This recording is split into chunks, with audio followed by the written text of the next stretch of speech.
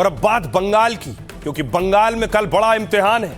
बंगाल में tough fight है, एक तरफ बीजेपी और दूसरी तरफ टीएमसी है। लेकिन बंगाल में चुनाव से पहले इस वक्त बवाल एक आईपीएस को लेकर है। तस्वीर मैं आपको दिखाऊं, वो आईपीएस हैं, इनका नाम है आईपीएस अजय पाल शर्मा। योगी के करीबी माने जाते हैं और आईपीएस साहब की ड्यूटी लग गई बंगाल में, चुनाव आयोग ने लगाई उनके। उसके बाद वीडियो वायरल होने लगे। पहली तस्वीर मैं आपको दिखाऊं, ये आईपीएस अजय पाल शर्मा ममता के कैंडिडेट जहांगीर को ढूंढ रहे थे। आसपास के जितने भी लोग हैं अच्छी तरह से समझ लें कि अगर किसी ने बदमाशी करी तो उनका कायदे से इलाज किया जाएगा। फिर अगर कहीं से खबर आ गई कि किसी ने कोई खुराफात करने की, किसी को परेशान करने की कोशिश की है, तो फिर उसकी खबर फिर अच्छे से लेंगे हम। ये जहांगीर के घर वाले भी खड़े हैं, उसको बता देना कायदे से। ये बार बार जो खबरें आ रही हैं कि उसके लोग धमका रहे हैं, तो फिर अच्छे से खबर लेंगे, फिर बाद में रोना पछताना मत। तो फिर उसकी खबर फिर अच्छे से लेंगे हम। ये जहांगीर के घर वाले भी खड़े हैं, उसको बता देना कायदे से। ये बार बार जो खबरें आ रही हैं कि उसके लोग धमका रहे हैं, तो फिर अच्छे से खबर लेंगे, फिर बाद में रोना पछताना मत। अब आप सुन रहे थे अजय पाल, आईपीएस अजय पाल, जिन्हें योगी का सिंघम कहते हैं, वो किसे ढूंढ रहे हैं। ये आप देख रहे हैं ममता बनर्जी के भतीजे अभिषेक बनर्जी। इनके बगल में जो शख्स खड़ा है ये है जहांगीर। ये कैंडिडेट भी है, विधानसभा का चुनाव भी लड़ रहा है। इसी को अजय पाल ढूंढ रहे हैं, इसी को अजय पाल धमकी दे रहे हैं, इसी के कार्यकर्ताओं को कि माहौल खराब करने की कोशिश मत करना। अब देखिए अजय पाल कहां पहुंचे ढूंढते हुए। अजय पाल उसका घर ढूंढ रहे हैं जहांगीर का, कि आखिर जहांगीर रहता कहां है। एक महीना हो गया कि नहीं? नहीं सर, मेरा तो घर यहाँ तो नहीं है ना सर। आपका घर कहीं हो, आप एफएसटी तो यही एरिया ना? ये तो यहीं कर रहे हो ना, तो आपको एरिया तो एफएसटी का यही एरिया ना? ये जहांगीर खान का घर कौन सा है? उसके अंदर शर्म आनी चाहिए तुम लोगों को। शर्म मैं बता रहा हूँ, हल्के में ले रहे हो ना। केसेस सबके का रजिस्टर होंगे, जाएंगे सीबीआई को इन्वेस्टिगेशन। दौड़ते रहना थोड़ा दिल्ली।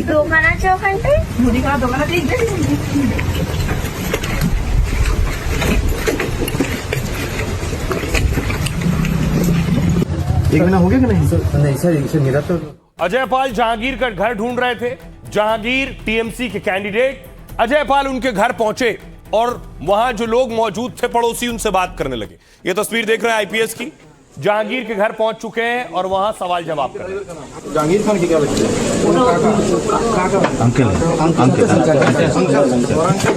ड्राइवर का नाम क्या है? जहांगीर के ड्राइवर का नाम हमें जानी ना। अच्छा, तुम जानते नहीं? तुम्हें क्या पता उसके बारे में? हमारे काका से बस, और कुछ नहीं पता है? कौन उसके साथ रहता है, कहाँ वो रहता है, वहाँ रहता है? वो कहाँ है? इसी में रहता है?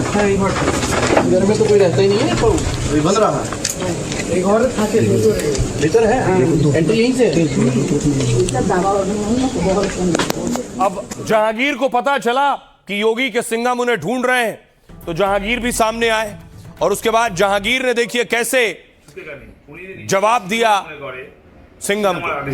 উনি নিজেকে সিংহম মনে করে সিনেমার আর্টিস্টে আমরাও পুষ্পা ঝুঁকেগা নেই। উনি নিজেকে সিংহম মনে করে সিনেমার আর্টিস্টে আমরাও पुष्पा। तो जहांगीर कह रहे हैं कि अगर वो सिंघम है तो मैं भी पुष्पा हूं, झुकूंगा नहीं। सुनिए, উনি নিজেকে সিংহম মনে করে সিনেমার আর্টিস্টে আমরাও पुष्पा ঝুঁকেগা নেই। উনি নিজেকে সিংহম মনে করে সিনেমার আর্টিস্টে। तो जहांगीर कह रहे हैं वो भी पुष्पा हैं, झुकेंगे नहीं। और हुआ ये कि जहांगीर के इलाके में पहुंचे योगी के सिंघम, तो देखिए कैसे उनके खिलाफ विरोध शुरू हो गया। टीएमसी के कार्यकर्ताओं ने नारेबाजी शुरू कर दी आईपीएस अजय पाल शर्मा के खिलाफ। ये वो तस्वीरें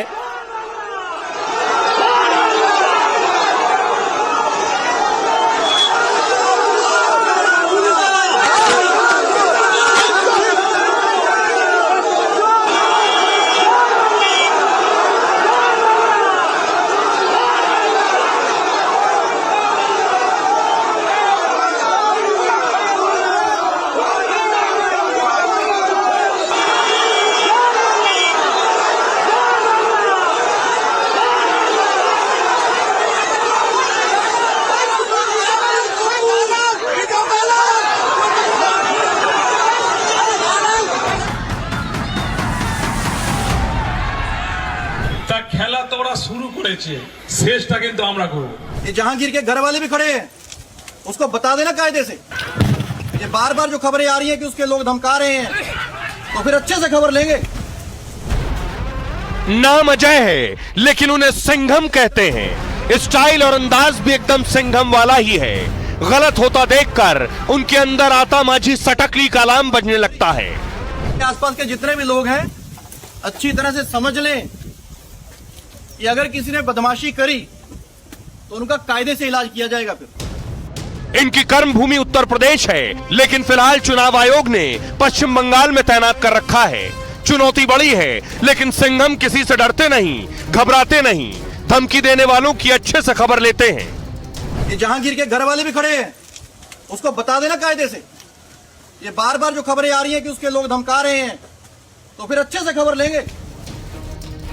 अब यूपी के सिंघम का जलवा देखिए कि बंगाल में चुनाव है और पूरी सियासत ने इन्हीं पर नजरें टिका रखी हैं। सियासत चाहे बंगाल की हो या फिर यूपी की। अगर किसी अधिकारी का और आईपीएस अधिकारी का ये व्यवहार है तो उसके खिलाफ कार्रवाई करनी चाहिए। आपके ऊपर हमारी नजर है। 4 तारीख रिजल्ट निकलने के बाद आप जहां भी भाग जाएं, आप छुप नहीं पाएंगे। गुंडा है, चोर है, रिगिंग करता है, डराता है।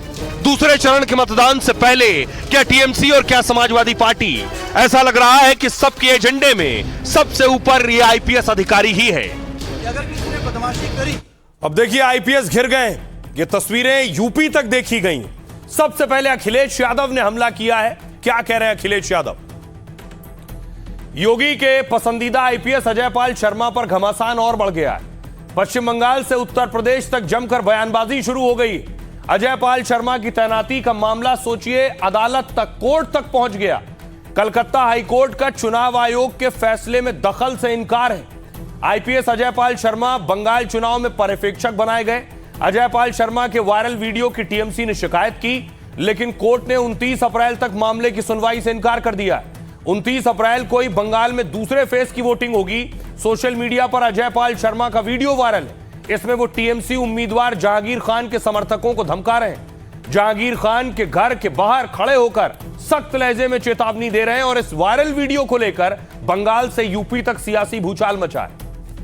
अखिलेश यादव ने कहा अधिकारी का जो अभद्र वीडियो सामने आया है, जो चल रहा है सोशल मीडिया पर, उससे यूपी सरकार के शासन प्रशासन की छवि बेहद खराब हो रही।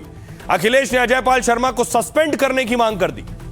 देखते हैं इनका निलंबन, बर्खास्तगी कितनी जल्दी होता है।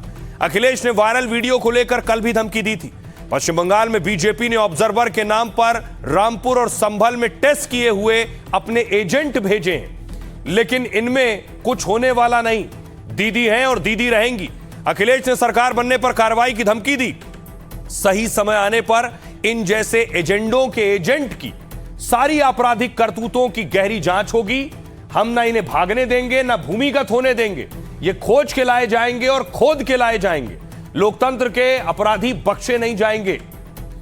देखिए जरा, पूरा बंगाल का चुनाव एक आईपीएस पर आकर टिक गया है। क्या कह रहे हैं सियासतदान? अगर किसी अधिकारी का और आईपीएस अधिकारी का ये व्यवहार है तो उसके खिलाफ कार्रवाई करनी चाहिए। ये नहीं हो कि उसकी कमजोरी का लाभ लिया जाए। अभी तक जो देखने को मिल रहा है उत्तर प्रदेश में, आईपीएस और अधिकारियों की कमजोरी पर, उनकी नस पर हाथ रख करके सरकार न जाने कितने लोगों के ऊपर अन्याय करा रही है। शायद ये वही अधिकारी हैं जिन्होंने बड़े पैमाने पर अन्याय किया लोगों के ऊपर। आपके ऊपर हमारी नजर है। आप जो ये गैर कानूनी काम कर रहे हैं, 4 तारीख रिजल्ट निकलने के बाद आप जहां भी भाग जाएं, आप छुप नहीं पाएंगे कि आपके खिलाफ एफआईआर होगा, आपके खिलाफ चार्जशीट होगा और आपको घसीट के कोर्ट में लाया जाएगा, जहां पर कानून सख्त से सख्त कार्रवाई आपके खिलाफ करेगी। और भी पीटना चाहिए, और भी पीटना चाहिए, और भी पीटना चाहिए। गुंडा है, चोर है, रिगिंग करता है, डराता है। ये समझ लीजिए जी, आप आए हैं तो आप आए हैं, सिंघम होके आए हैं, तो रहिए जी, आप सिंघम होके रहिए, उत्तर प्रदेश में रहिए। बंगाल में आके अगर आएंगे और सिंघम वाला ये बात दिखाएंगे तो हम लोग है यहाँ पर पुष्पा जैसे, आपको बोल देंगे कि हम लोग झुकेंगे नहीं। ये तो सब लोग यहाँ पे सब लोग जानते हैं कि टीएमसी का ये लोग गुंडा बदमाश लोग, यही टीएमसी का संपत्ति है, यही प्रॉपर्टी है, इसको लेके ही चलते हैं। इन लोगों को ही पालते हैं, जहांगीर शाहजहां ये सब लोगों को ही तो पालता है, सब लोग जानते हैं। इस टाइम में ये लोग चला रहे हैं चक्कर, कोई कुछ फायदा नहीं होगा। बंगाल में शांतिपूर्ण चुनाव हो जाए, यह भी अपने आप में बहुत बड़ी चुनौती है। सारी एजेंसियां, सारी फोर्सेस उतार दी गई। देखिए जरा तस्वीर मैं आपको दिखाऊं, कल मतदान है, उससे पहले क्या हो रहा है। एक तस्वीर सामने आई, ये आप देख रहे हैं, ये तस्वीर जिसमें एक तरफ जय बंगाल के नारे लग रहे हैं और एक तरफ जय श्री राम के नारे लग रहे हैं।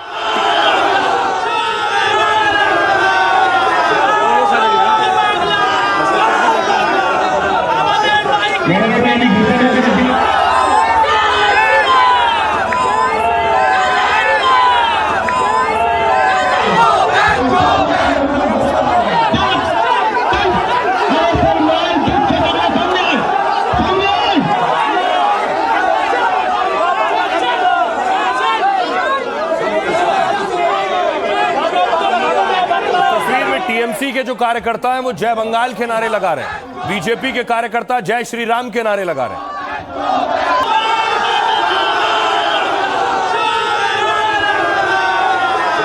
दूसरी तरफ एक और तस्वीर आई जहां कुछ गांव वालों ने आरोप लगाया कि बीजेपी के कैंडिडेट पैसा बांट रहे थे, उसके बाद उन्हें रोक लिया।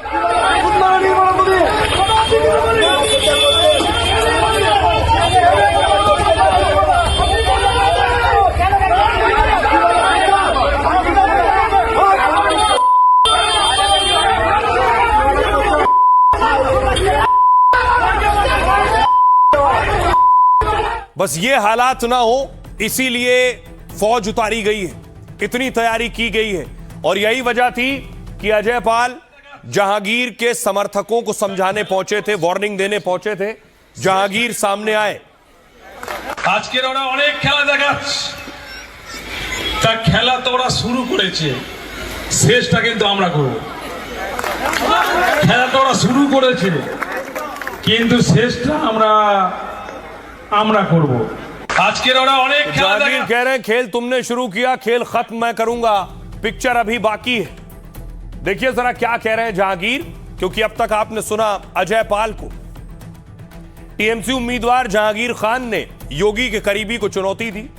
उन्होंने कहा खेल उन्होंने शुरू किया है लेकिन इसे खत्म हम करेंगे।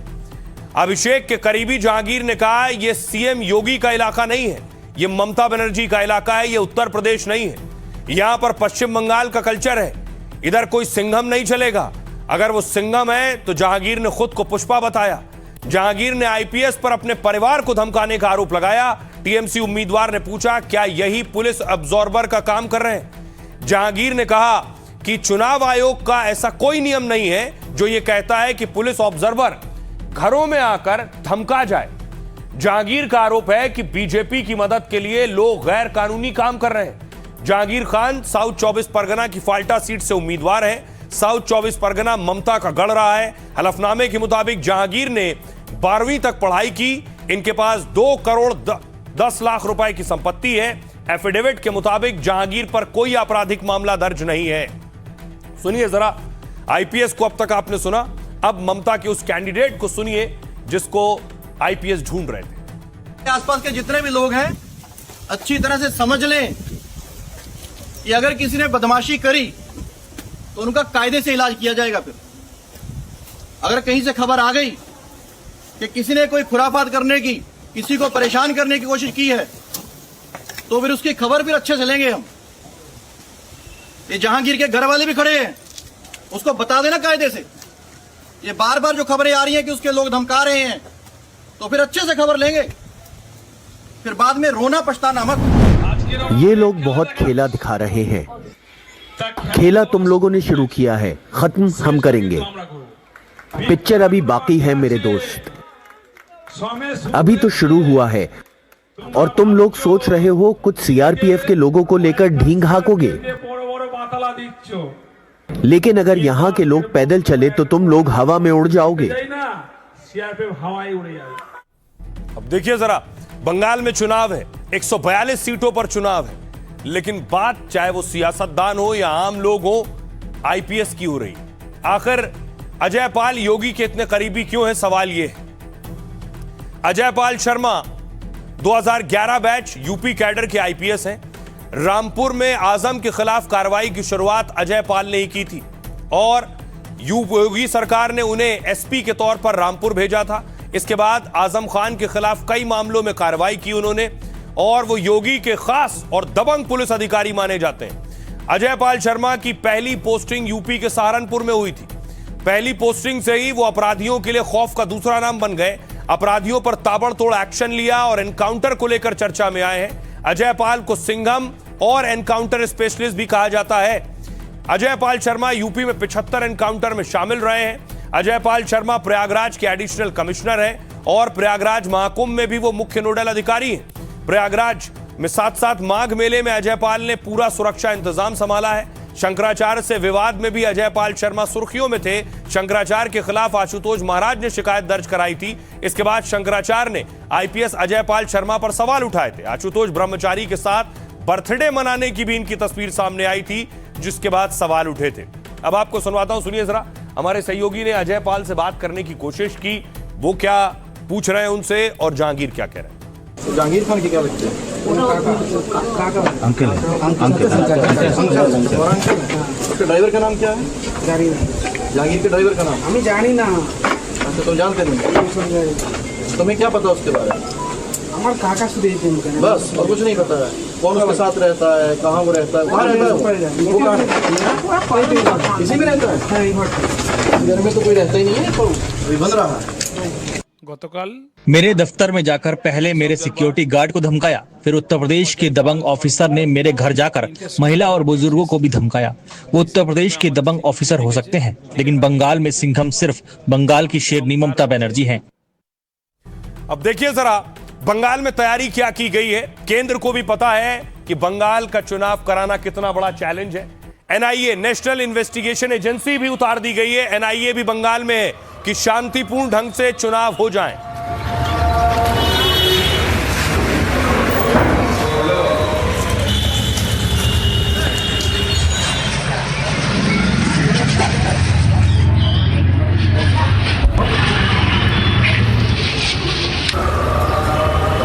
दूसरी तरफ सीएपीएफ की टीम उतारी गई है। सीएपीएफ का कंट्रोल रूम है। सेंट्रल पुलिस फोर्स बाकायदा अपने कंट्रोल रूम से, वॉर रूम से पूरी तैयारी, पूरी निगरानी रख रही है। बंगाल पुलिस अनाउंसमेंट भी कर रही है, लोगों को बता रही है कि कल आपको दुकानें बंद रखनी है और बाइक पहले से बैन है। रात्रि 10টার পর হইতে আগামী 28/4/2026 তারিখ অর্থাৎ দ্বিতীয় পর্বের বিধানসভা ভোট গ্রহণের আগের দিন রাত্রি 10টার পর হইতে 29/4/2026 তারিখ ভোট গ্রহণের দিন পর্যন্ত সমস্ত দোকানপাট বন্ধ রাখবে। 144 সিআরপিসি বা दूसरी तरफ देखिए, अलग अलग जगह पर कंट्रोल रूम बनाए गए। एक और तस्वीर मैं आपको दिखाऊं, ये कंट्रोल रूम जो आप देख रहे हैं, ये कंट्रोल रूम है, पश्चिम बंगाल में बनाया गया है। मॉनिटर्स लगे हैं, सीसीटीवी से निगरानी रखी जा रही है।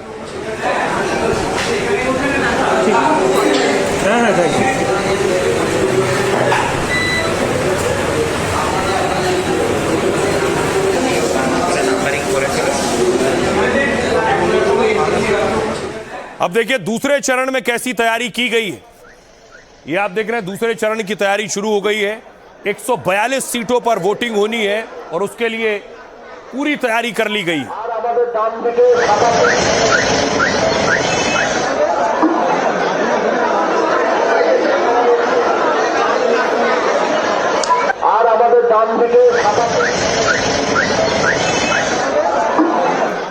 आइए अब आपको बताऊं कल का चुनाव क्यों बहुत अहम है, और खास तौर से ममता बनर्जी के लिए, क्योंकि उनकी सबसे ज्यादा सीटें कल दांव पर हैं। दिखाओ मैं आपको, ग्राफिक्स प्ले कीजिए कि आखिर दूसरे फेज की कौन कौन सी सीटों पर चुनाव है। कुल 142 सीटों पर चुनाव है। उसमें से टीएमसी को देखिए, पिछले चुनाव में 123 सीटें मिली थी, बीजेपी को 18 और अन्य के खाते में 1 सीट थी।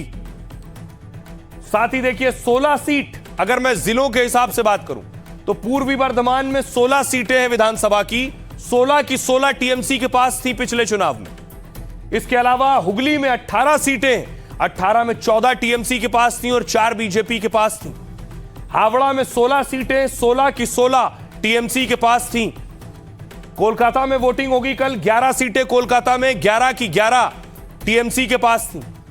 साउथ 24 परगना 31 सीट है, 31 में से 30 टीएमसी के पास थी। अब आप अंदाजा लगाइए कितनी इंपॉर्टेंट है कल का चुनाव। नॉर्थ 24 परगना में 33 सीट, उसमें से भी 28 टीएमसी के पास और 5 बीजेपी के पास थी। अगला देखिए नादिया जिला 17 सीट है, नादिया में 8 टीएमसी के पास और 9 बीजेपी के पास। अब आप समझ सकते हैं कि ममता बनर्जी के लिए यह दूसरा जो चरण है ये कितना महत्वपूर्ण है। सुनिए सियासतदान। टीएमसी का पास कुछ इशू नहीं है।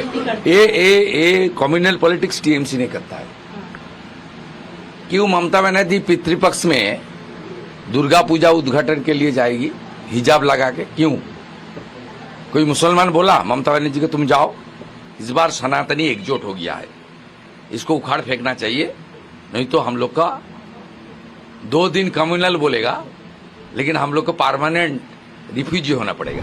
इलेक्शन कमीशन को अपना बीएस में काम करवाने का बावजूद भी पुलिस एडमिनिस्ट्रेशन से लेकर चीफ सेक्रेटरी से लेकर होम सेक्रेटरी से लेकर डीजीसीपी को रिप्लेस करने का बावजूद भी बंगाल का आदमी यही एंटी बंगाल और एंटी बंगाली बीजेपी के खिलाफ मतदान किया है और ये उनको भी पता है कि ऑलरेडी टीएमसी सेंचुरी क्रॉस कर गया। चुनाव शांतिपूर्ण होना भी चाहिए। इतने केंद्रीय बल तैनात हुआ है बंगाल में और बंगाल के आम लोगों की भरोसा इसमें है कि इस बार कम से कम शांतिपूर्ण तरीके से मतदान कर पाएंगे। एक्चुअली 100 से नीचे सीट मिलने वाला है ममता बनर्जी को। इस बार तृणमूल कांग्रेस सफाया हो जाएगा। इस बार भारतीय जनता पार्टी 2/3 बहुमत लेके क्षमता में आ रहा है और तृणमूल कांग्रेस जा रहा है, इसमें कोई संदेह नहीं। पश्चिम बंगाल में भारतीय राजनीतिक इतिहास में सबसे अधिक वोटिंग होना और वो छुटमुट कुछ जो हिंसा है वो तो एक नगण्य सी है, लेकिन बहुत ही शांतिपूर्ण चुनाव रहा है, वह अप्रतिम है और मैं आश्वस्त हूं अभी भी वोटिंग परसेंटेज पिछली बार जितना ही होगा और यह लोकतंत्र के लिए मंगलकारी होगा। तो चारों तरफ बात हो रही है कि पश्चिम बंगाल में वोटिंग होगी। प्रधानमंत्री नरेंद्र मोदी दूसरी तरफ सिक्किम से गोल दाग रहे थे। कैसे? बिहार में, बंगाल में चुनावी सरगर्मियों के बाद प्रधानमंत्री मोदी एक अलग रंग में नजर आए। उन्होंने मंगलवार की सुबह सिक्किम के गैंगटोक में बच्चों के साथ फुटबॉल खेली और इस दौरान पीएम मोदी पूरी तरह से एक खिलाड़ी की वेशभूषा में थे। प्रधानमंत्री बच्चों के साथ ट्रैक सूट में फुटबॉल खेलते नजर आए। बच्चों के साथ खेल के दौरान प्रधानमंत्री मोदी ने जोरदार गोल भी दागे। वीडियो में दिख रहा है कि पीएम मोदी पूरी ऊर्जा के साथ बच्चों के बीच उतरते हैं, कभी गेंद को किक करते हैं तो कभी बच्चों को पास देते हैं। पीएम फुटबॉल खेलने के दौरान बच्चों के साथ सेलिब्रेशन भी करते हैं। फुटबॉल के दौरान पीएम मोदी ने बच्चों के साथ फोटो खिंचवाई और फिर सोशल मीडिया पर फुटबॉल खेलते हुए शेयर की तस्वीरें। उन्होंने एक्स पर लिखा, इन बच्चों के साथ फुटबॉल खेलकर ऊर्जा से भर गया हूं। नन्हे दोस्तों के साथ फुटबॉल खेलने का मजा ही कुछ और है। प्रधानमंत्री नरेंद्र मोदी 2 दिन के सिक्किम दौरे पर हैं। उन्होंने राज्य को करीब 4000 करोड़ की सौगात दी है। सुनिए जरा क्या कुछ कह रहे हैं कल्याण चौबे। जब माननीय प्रधानमंत्री जी, जो कि सिर्फ देश की नेता नहीं है, पूरे विश्व में माननीय प्रधानमंत्री जी के नेतृत्व को सम्मान किया जाता है, वो जब किसी खेल के साथ जुड़ते हैं, मैं समझता हूँ कि लाखों करोड़ों बच्चे उस खेल के साथ जुड़ जाते हैं। फुटबॉल वैसे विश्व में सबसे लोकप्रिय खेल है। भारत में भी करोड़ों बच्चे फुटबॉल देखते हैं, खेलते हैं और माननीय प्रधानमंत्री जी जो सिक्किम में फुटबॉल खेले आज, ऐसे माना जाता है सिक्किम तथा समस्त नॉर्थ ईस्ट स्टेट जो है वहाँ पे फुटबॉल बहुत ही लोकप्रिय है। मैं समझता हूँ कि इससे भारत के फुटबॉल के लिए एक लोकप्रियता बढ़ेगी, बहुत सारे बच्चे फुटबॉल के साथ जुड़ेंगे। अब देखिए जरा, प्रधानमंत्री नरेंद्र मोदी सिक्किम से कहां पहुंचे? बनारस पहुंचे। वाराणसी पहुंचने से पहले देखिए जरा पीएम मोदी के स्वागत में ये तैयारियां की गई थी। बनारस में महिलाएं शंखनाद कर रही थी।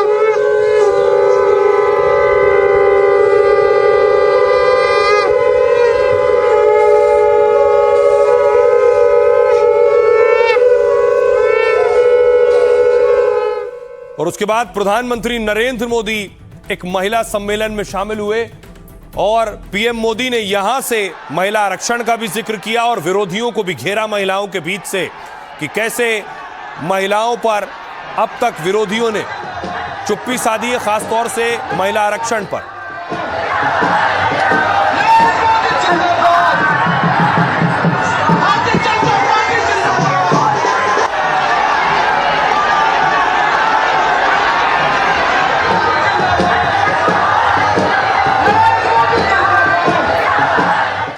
देखिए, प्रधानमंत्री नरेंद्र मोदी बंगाल में महिलाओं के बीच महिला आरक्षण पर विपक्ष को घेर रहे हैं और कल बंगाल में चुनाव। तो इस कार्यक्रम का मकसद समझिए, बंगाल में वोटिंग से पहले काशी के 2 दिन के दौरे पर पीएम मोदी 50,000 महिलाओं की मौजूदगी में पीएम मोदी सम्मेलन में शामिल हुए। सम्मेलन में महिला आरक्षण को लेकर पीएम मोदी ने हमला किया। कांग्रेस, टीएमसी, समाजवादी पार्टी पर महिला आरक्षण रोकने का आरोप लगाया। काशी में बंगाली महिलाओं ने घाटों पर शंखनाद किया। मोदी के पहुंचने पर बंगाली महिलाओं ने उनका स्वागत किया, पुष्प वर्षा और आरती उतारकर अभिनंदन किया। कल सुबह पीएम मोदी काशी विश्वनाथ मंदिर जाएंगे। 14 किलोमीटर का सफर 1 घंटे में पूरा करेंगे। सुबह करीब 7:30 बजे ये रोड शो शुरू हो जाएगा और इसके बाद पीएम विश्वनाथ मंदिर में दर्शन और पूजा करेंगे। वाराणसी में कई योजनाओं का शिलान्यास करेंगे। सीएम सहित बीजेपी के कई दिग्गज वाराणसी में मौजूद हैं। तो पीएम बनारस में होंगे, बंगाल में वोटिंग हो रही होगी। सुनिए जरा पीएम मोदी क्या कहते हैं। समाजवादी पार्टी, टीएमसी और डीएमके जैसी पार्टियों ने एक बार फिर देश की महिलाओं को धोखा दिया।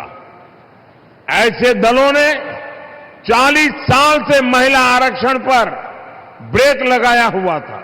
ये सारे परिवारवादी और तुष्टीकरण में डूबे दल नारी शक्ति से डरे हुए हैं।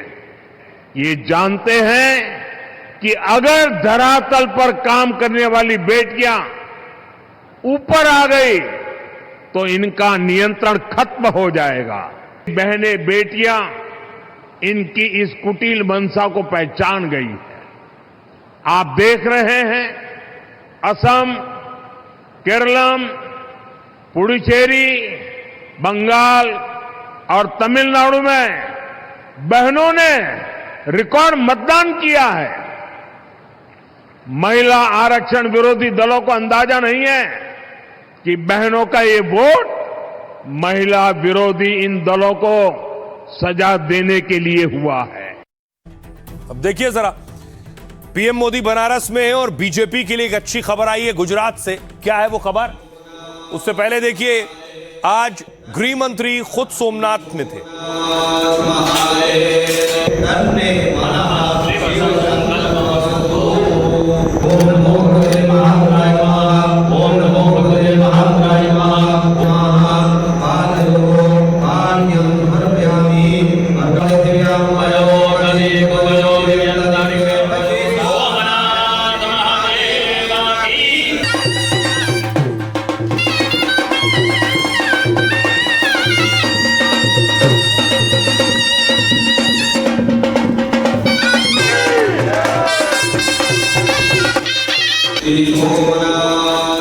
अब बात अच्छी खबर की, वो अच्छी खबर है ये, गुजरात में जो नगर निगम के चुनाव हुए हैं, बीजेपी को वहां बड़ी जीत मिली और उसके बाद जश्न शुरू हुआ।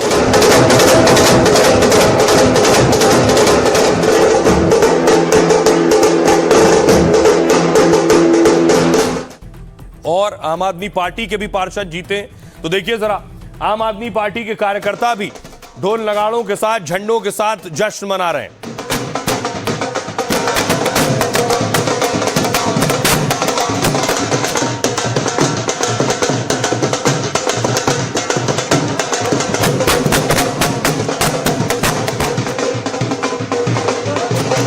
देखिए गुजरात के नतीजे क्या कहते हैं नगर निगम के। गुजरात में फिर भगवा लहराया। निकाय चुनाव में बीजेपी बड़ी जीत की ओर बढ़ रही है। सभी 15 महानगर पालिकाओं में बीजेपी ने बहुमत का आंकड़ा पार कर लिया है। नगर पालिका, तहसील और जिला पंचायत में भी अच्छा प्रदर्शन है। अब प्रदर्शन आपके सामने राजकोट में देखिए, 72 सीट है, 65 बीजेपी ने जीती है, 7 कांग्रेस को मिली है। वडोदरा में कुल 76 सीट है 49 बीजेपी को मिली है और 6 कांग्रेस को मिली है। अहमदाबाद में 192 सीटें, उसमें से 160 बीजेपी ने जीती, 32 कांग्रेस ने। सूरत में 120 सीट हैं, बीजेपी 115 सीट, आम आदमी पार्टी 4 और कांग्रेस 1 सीट।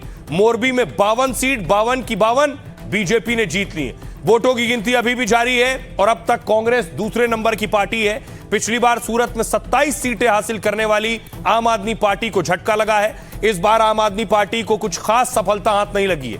इस बीच भुज नगर पालिका में MIM के 3 उम्मीदवारों को भी जीत मिली है।